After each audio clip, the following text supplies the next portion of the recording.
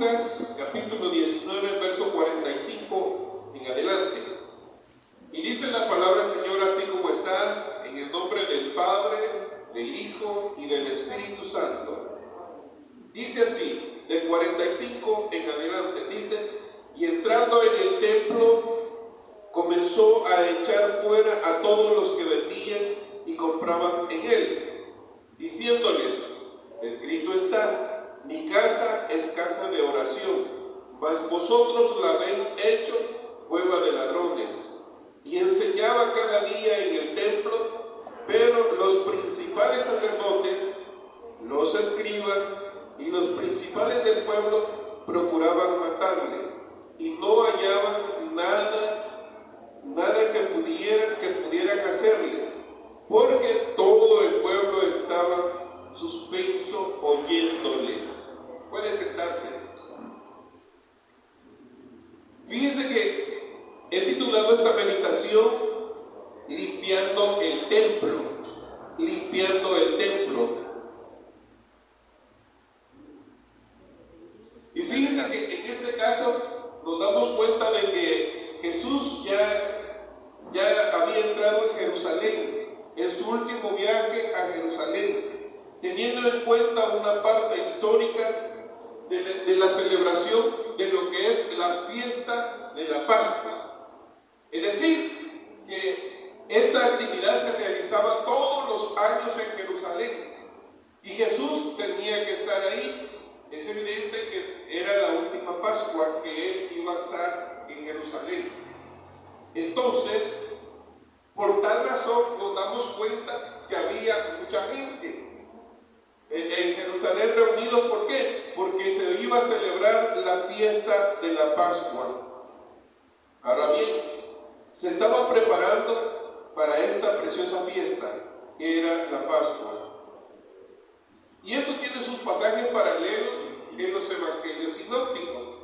Es decir, esto que hemos leído aquí tiene sus pasajes paralelos. Está en Mateo, en Marcos y en Lucas.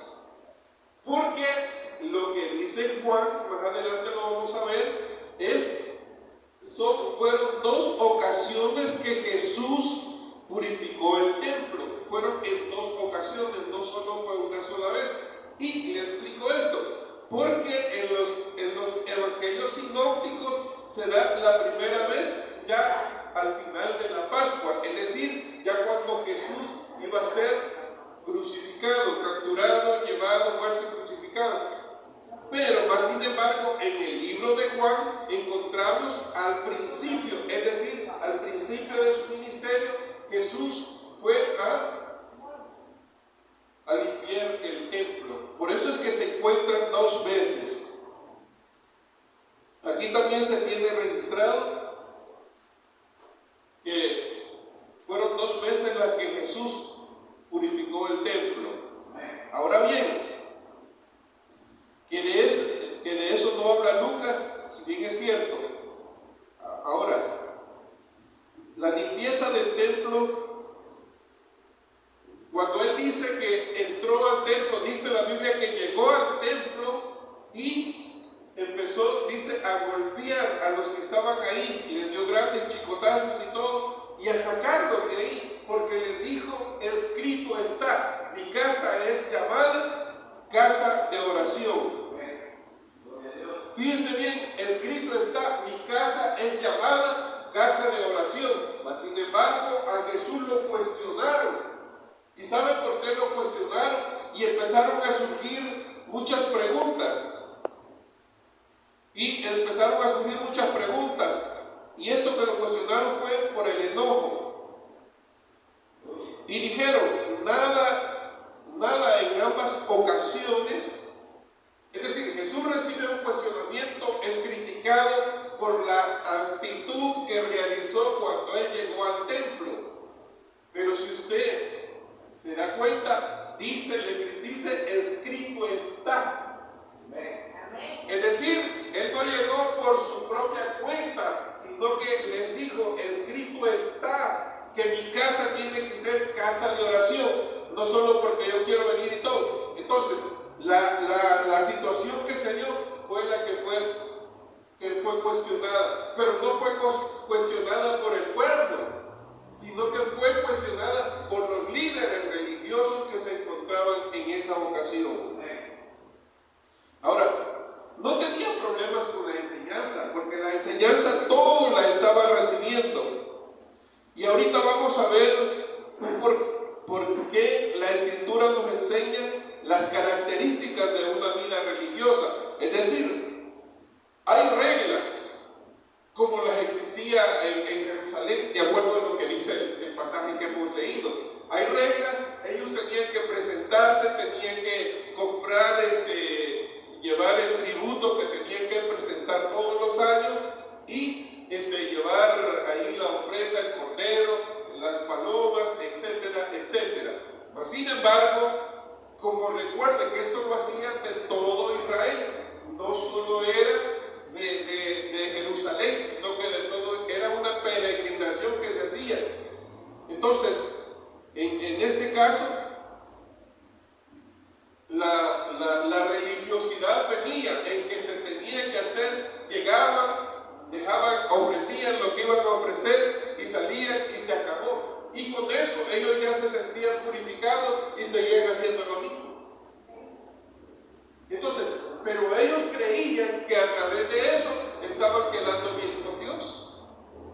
Y la cosa no es así. ¿Por qué? Porque nuestra adoración a Dios tiene que ser constante, tiene que ser todos los días. La adoración a Dios tiene que surgir de nuestro corazón por gratitud hacia Dios, por lo que Dios ha hecho en nuestras vidas. Es decir, no lo vamos a hacer porque alguien nos diga, porque hay una regla, sino que lo hacemos porque amamos a Dios, porque Él nos amó primero a nosotros. Imagínense que dice que nos sacó del lodo cenagoso y nos levantó, y por Él es que nosotros estamos aquí glorificando su nombre. Ahora bien, la religiosidad solo busca limpiar y proteger y hacer cosas externas, más nosotros le sentimos a Él en nuestro corazón. No es que vamos mire, yo hago esto y lo otro para que me vean, perdón. No, nosotros hacemos las cosas porque nace de nuestro corazón, por amor a nuestro Dios, porque Dios ha transformado nuestras vidas. Ya no somos los mismos de ayer. Ahora bien, pero en otra parte, ya entrando en lo que es la limpieza del templo, es muy fácil, dice, es muy fácil, además de muy errado cuando tenemos una lucha. Es decir, fíjense bien, todos aquí tenemos una lucha de alguna o de otra forma con el pecado. Todos estamos luchando constantemente porque las pruebas, es decir, están a la vuelta de la esquina. Se están llegando. Pero más sin embargo, nuestra lucha, nuestra carne, es la que está constantemente, que tenemos esa lucha con el pecado. Y si bien es cierto, nuestra carne es el asiento del pecado. Ahora bien, va a ser diferente cuando ya estemos transformados. Va a ser diferente. Pero mientras tanto, nosotros vamos a estar ahí en esa constante lucha. Pero le digo algo, no estamos solos. El Espíritu Santo de Dios está en nuestras vidas. Y dice la Biblia que Él es el que nos guía para que nosotros no seamos presa fácil del pecado. Es decir, muchas veces nosotros lo hacíamos sin conocimiento de causa, pero más ahora el Espíritu Santo es el que nos indica y nos dice, esto no es correcto, y nosotros sabemos que Dios está actuando en nuestras vidas para que no caigamos en eso. Muchas veces los religiosos, muchas personas están diciendo, mire, pero para curarse del pecado tiene que orar. Es cierto, parcialmente sí, es decir, una parte sí es cierto, tiene razón, hay que orar para quitar el pecado. Pero otros dicen, mire, yo le llevo a Dios y le oro a Dios diciendo, que Él me quite el pecado. Sí, hay que pedirle a Dios y hay que decirle a Dios, pero más sin embargo nos damos cuenta de esto, de que muchas veces muchas personas lo hacen para desahogarse ante Dios. Es decir, empezó a hablarle, empezó a decirle la situación del pecado, empezó a orar y todo. Sí, en parte es bueno, pero más sin embargo, nos damos cuenta que nuestra oración es guiada por Dios. Y ahí recibimos nosotros el consuelo en nuestras vidas. Recibimos ese consuelo en nuestras vidas y estamos aprendiendo algo de Dios. Pero la cosa no es así de decir, mire, Dios tiene que hacer las cosas porque Dios ya hizo su parte en nuestras vidas. Y nuestra oración tiene que ir dirigida a Dios.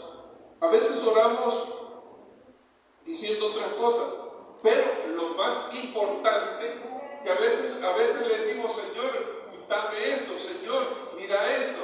Pero la Biblia dice en el libro de Efesios 4, 25 al 32 y en primera de Pedro 2, 1, dice que los vistamos con el nuevo hombre. Es decir, que nos pongamos una nueva vestidura. ¿Para qué? Mire, es que yo no le voy a ir a decir, y también no dice solo que los vistamos, sino que los apartemos. Dice, de lo oculto y de toda vergüenza y de toda mentira, que nos apartemos nosotros de eso. ¿Por qué tenemos que apartarnos? Y dice, vestíos con el nuevo hombre. No está diciendo que Dios va a venir y nos va a vestir a nosotros, sino que nosotros tenemos que hacer nuestra parte. Nosotros tenemos que hacer nuestra parte. Revestidos del nuevo hombre. En Colosenses 3:10 está eso. No dice que Dios va a venir y nos va a vestir a nosotros, sino que nosotros debemos de hacer lo que a nosotros nos corresponde. Y otra cosa, en el verso 45 del pasaje que hemos leído, aquí el Señor está entrando,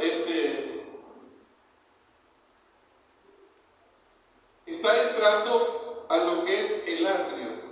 Es decir, fíjense que cuando Él entra la Biblia dice el templo o a la estructura del lugar donde se reunían, el tabernáculo, dice que cuando Él entra, esto era el atrio.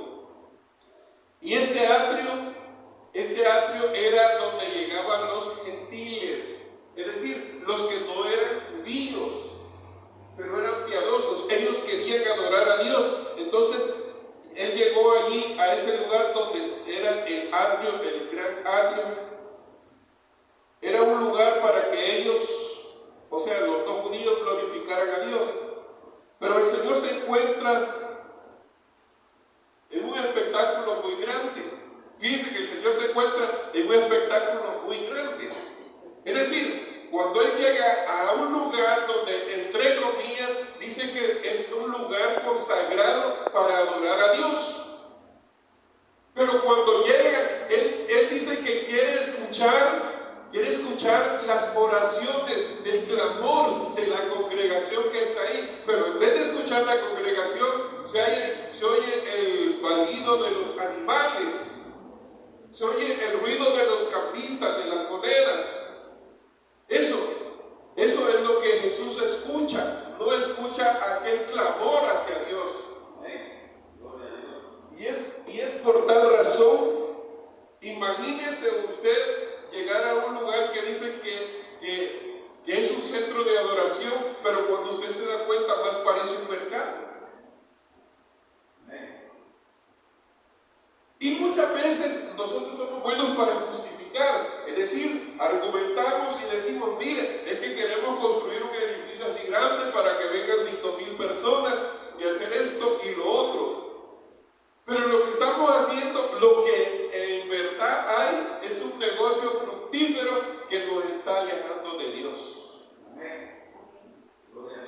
Por esa razón fue que Jesús llegó. Por esa razón fue que Jesús fue cuestionado. Cuando Él llega y les dice, fíjense bien, llega al lugar y dice, escrito está, mi casa debe ser llamada casa de oración, y por lo tal, eso se debería hacer.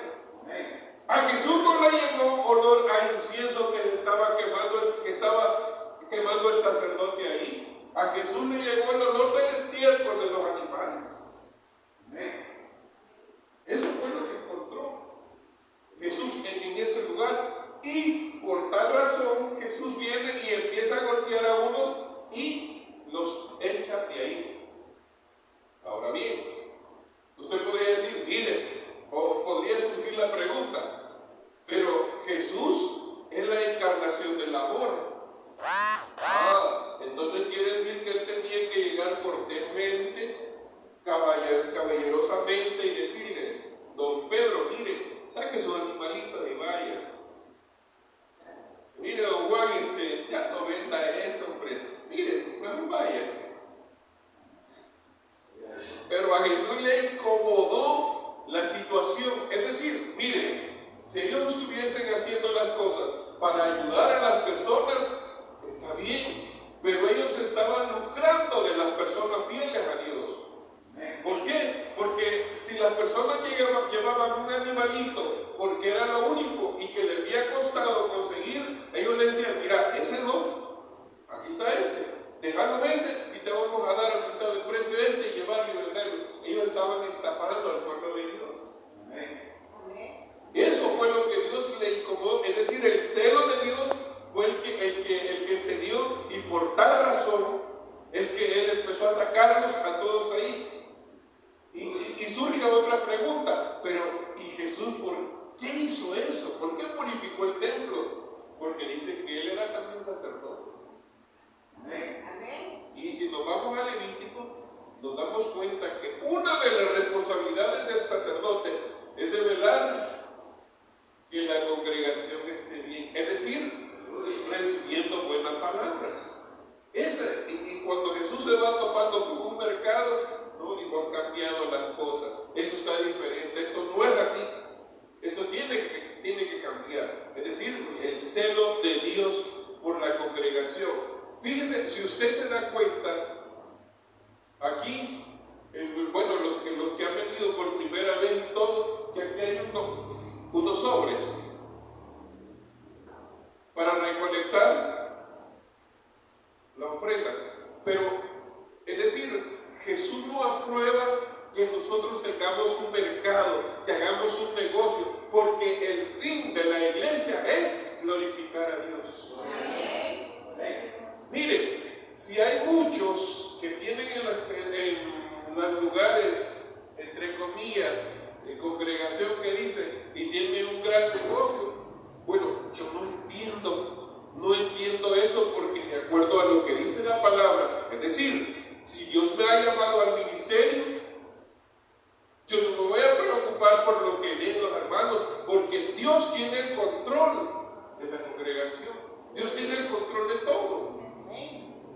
Por eso es que aquí, si usted se da cuenta, el pastor Samuel no se pide, mire, vamos a rifar, vamos a hacer esto, vamos a hacer esto otro, vamos a hacer todo esto, sino que se da un sobre. ¿Por qué se da un sobre?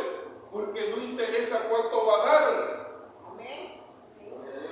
Y lo que Dios tiene y lo que Dios autoriza aquí para recolectar son los diezmos y las ofrendas. Amén. Pero para no ver, porque hay congregaciones que hasta tienen un libro y ahí está anotado, usted trabaja en tal parte, gana tanto, tiene que dar tanto.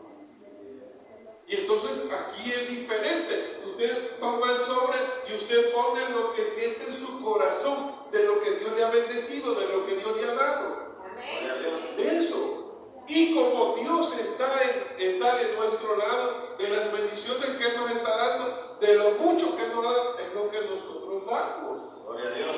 Y Dios se glorifica de eso. ¿Por qué? Porque estamos glorificando a Dios. Estamos glorificando a Dios de esa forma. Amén. Y Dios no va a dejar al pastor, mire, ya no me quedó esto, no me quedó lo otro. ¿Por qué?